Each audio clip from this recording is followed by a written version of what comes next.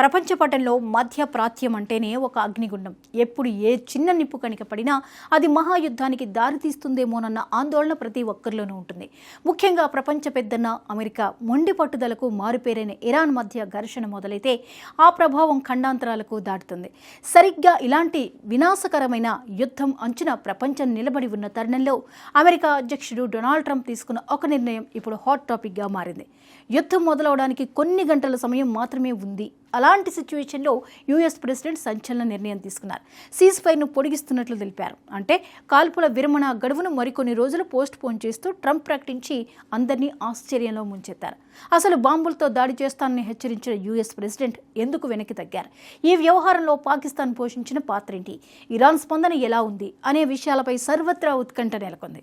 గత కొన్ని వారాలుగా అమెరికా ఇరాన్ మధ్య మాటల యుద్ధం తారాస్థాయికి చేరింది. ఇరాన్ తమ షరతులకు లొంగిపోయి ఒప్పందం కుదుర్చుకోకపోతే ఆ దేశంపై కనికరం లేకుండా బాంబు దాడులు చేస్తానని ట్రంప్ స్వయంగా సోషల్ మీడియా వేదికగా హెచ్చరించారు. మరోవైపు ఇరాన్ కూడా వెనక్కి తగ్గలే. అమెరికా తన ఓడరేవులను దిగ్బంధిస్తూ ఆర్థికంగా దెబ్బతీయడానికి తీవ్రంగా పరిగణించిన ఇరాన్ సైనిక చర్యకు సిద్ధమని సంకేతాలు ఇచ్చింది. కాల్పుల విరమణ గడువు ముగియడానికి సమయం దగ్గర పడుతోంది. యుద్ధ విమానాలు గగనతలంలో సిద్ధంగా ఉన్నాయి. ప్రపంచవ్యాప్తంగా చమురు ధరలు పెరిగిపోతాయేమోనన్న భయం, లక్షలాది మంది ప్రాణాలు కోల్పోతారన్న ఆందోళన నెలకొన్నాయి. సరిగ్గా అప్పుడే వైట్ హౌస్ నుంచి ఒక ప్రకటన వెలువడింది. అమెరికా వంటి అగ్రరాజ్యం తన శత్రువుపై దాడి చేయకుండా ఆగిందంటే దాని వెనుక బలమైన కారణం ఉండాలి. ఈసారి ఆ కారణం పాకిస్తాన్ ప్రధాని షహబాజ్ షరీఫ్ ఆ దేశ ఆర్మీ చీఫ్ ఆసిమ్ మునీర్ చేసిన విజ్ఞప్తిని గౌరవించి తాను ఈ నిర్ణయం తీసుకున్నట్లు ట్రంప్ తెలిపారు. సాధారణంగా అమెరికా నిర్ణయాలను ప్రభావితం చేసే స్థాయిలో పాకిస్తాన్ ఉందా అనే అనుమానం ఎవరికైనా రావచ్చు. కానీ ఇక్కడ దౌత్యపరమైన అంశం ఒకటి దాగి ఉంది. ఇరాన్లోని పరిస్థితులు పూర్తిగా దిగజారి యుద్ధం సంభవిస్తే దాని ప్రభావం పొరుగున ఉన్న పాకిస్తాన్పై తీవ్రంగా ఉంటుంది. అందుకే ఇస్లామాబాద్ రంగంలోకి దిగింది. తమకు ఇరాన్తో ఉన్న సంబంధాలను ఉపయోగించి వారి నుంచి చర్చల ప్రతిపాదన వచ్చే వరకు ఆగమని అమెరికాను పాక్ కోరింది. ట్రంప్ తన ట్రూత్ సోషల్ పోస్ట్లో ఈ విషయాన్ని స్పష్టంగా చెప్పారు. ఇరాన్లో నెలకొన్న రాజకీయ విభజనను గమనిస్తూనే పాక్ నాయకత్వానికి గౌరవం ఇచ్చి కొన్ని రోజులు గడువు పెంచుతున్నట్లు అనౌన్స్ చేశారు. అమెరికా గడువు పొడిగించింది సరే, మరి ఇరాన్ దీన్ని ఎలా స్వీకరించింది? ఇక్కడే అసలు చిక్కు వచ్చి పడింది. ట్రంప్ చేసిన ఈ ప్రకటనను Iran parliament speaker Mohammad Bagher Ghalibaf సలహాదారు తోసిపుచ్చారు. యూఎస్ చేస్తున్నది శాంతి ప్రయత్నం కాదు, అదొక మోసపూరిత ఎత్తుగడ అని ఆరోపించారు. ఆకస్మికంగా దాడి చేయడానికి సమయం తీసుకోవడానికే అమెరికా ఇలాంటి నాటకాలు ఆడుతోందని ఇరాన్ అనుమానిస్తోంది. పాకిస్తాన్లో జరగాల్సిన రెండో విడత శాంతి చర్చలకు అమెరికా తన ప్రతినిధులను పంపినప్పటికీ ఇరాన్ మాత్రం తన బృందాన్ని పంపలేదు. ఇది ఇరాన్లోని తీవ్రవాద ధోరణి కలిగిన వర్గాల పట్టును సూచిస్తోంది.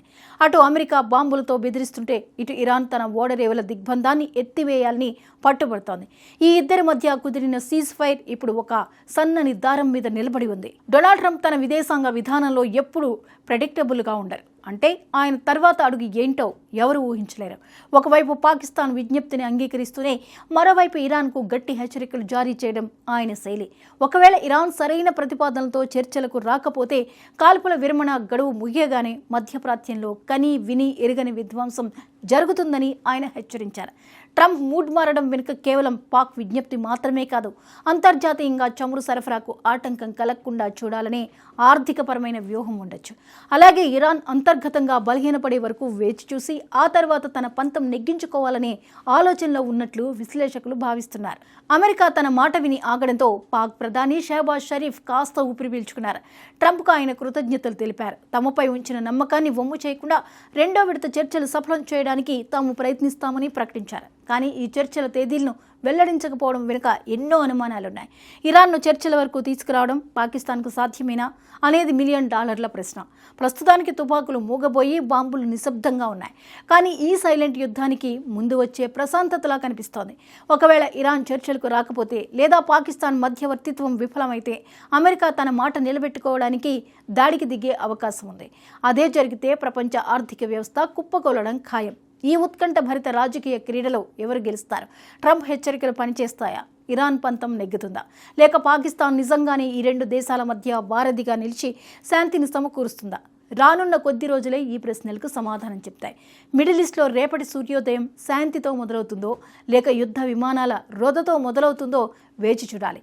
ఈ క్లిష్ట సమయంలో ప్రపంచ దేశాలన్నీ ఒక్కటే కోరుకుంటున్నాయి: వినాశనానికి దారితీసే యుద్ధం వద్దు, చర్చల ద్వారా పరిష్కారం కావాలి. కానీ అగ్రరాజ్యాల పంతాల ముందు శాంతి నిలబడుతుందా అనేది కాలమే నిర్ణయించాలి.